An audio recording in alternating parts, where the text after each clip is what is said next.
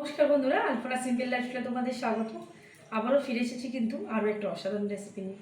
আজকের রেসিপি দেশি পাবদার ঝাল।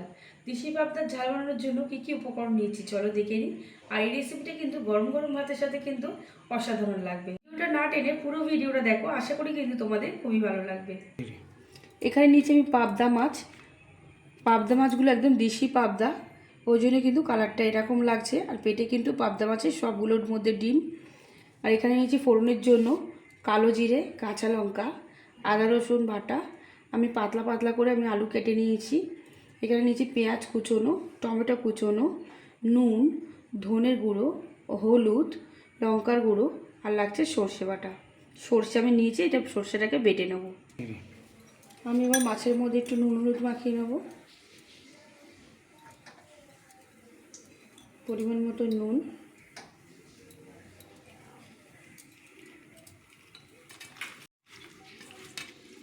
এবার মাছের মধ্যে আমি একটু কাঁচা সর্ষের তেল দিয়ে দিচ্ছি।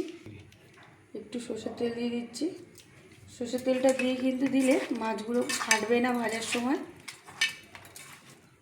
কড়াইয়ে আমি সর্ষের তেল দিয়েছি গরম হওয়ার জন্য। অল্প একটু সামান্য নুন দিয়ে দিলাম। তেলটা গরম হয়ে গেছে, এবার মাছগুলো আমি তেলের মধ্যে দিয়ে দেবো। ভালো করে মাছগুলো আমি ভেজে নেবো।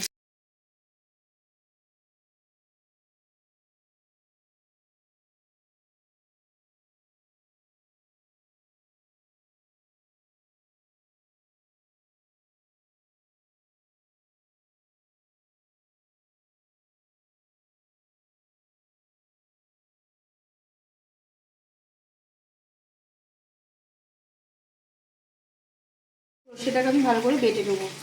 মাছগুলো ভাজা হয়ে গেছে, মাছগুলোকে তুলে নেবো। মাছগুলো সব ভাজা হয়ে গেছে, সর্ষেটাও আমি বেটে নিয়েছি। এবার আলুটাকে ভেজে নেবো তেলের মধ্যে। আলু ভাজা হয়ে গেছে, আলুগুলোকে তুলে নেবো। ওই তেলের মধ্যে কালো জিরে আর কাঁচা লঙ্কার ফোড়ন দিয়ে দিচ্ছি। পেঁয়াজ কুচি,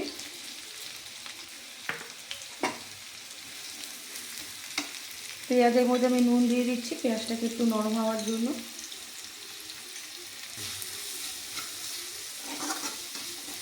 পেঁয়াজটাকে একটু ভেজে নেবো।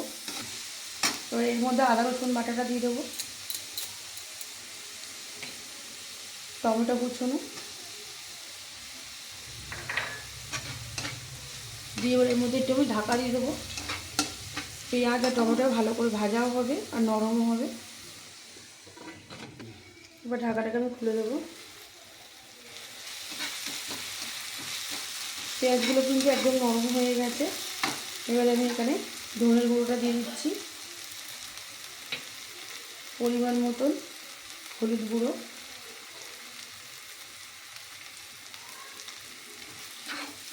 মশলাটাকে একটু কষে নেবো।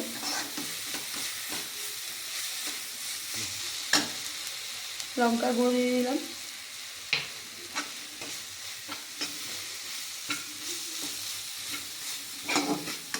খুব ভালো করে মশলাটা কষানো হয়ে গেছে। এবার আলু যেটা ভেজে রেখেছি আলু ভাজাটা দিয়ে দেবো।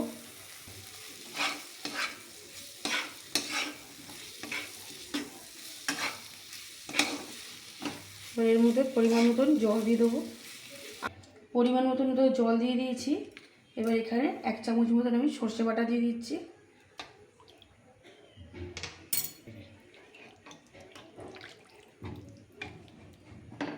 এবার এতে ঢাকা দিয়ে দেবো।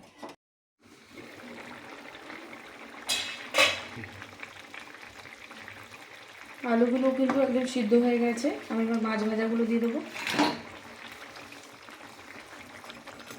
মাছটা খুব ভালোভাবে ফুটে গেছে, আমি এর ওপর থেকে একটু কাঁচা সর্ষের তেল দিয়ে দেবো। আর একটু রান্নাটা কিন্তু একটু মাখা মাখা হলে কিন্তু খেতে ভালো লাগবে। আর একটু ভালো করে ফুটে গেলে আমি ওইটাকে নামিয়ে নেবো। মাছটা আমার একদম রেডি হয়ে গেছে, আমি ওইটাকে নামিয়ে নেবো। দারুণ কিন্তু এই রেসিপি তোমাদের সাথে শেয়ার করলাম, পাবদা মাছের ঝাল। তোমরা এরকমভাবে রেসিপিটা তৈরি করবে, আশা করি কিন্তু তোমাদের খুবই ভালো লাগবে।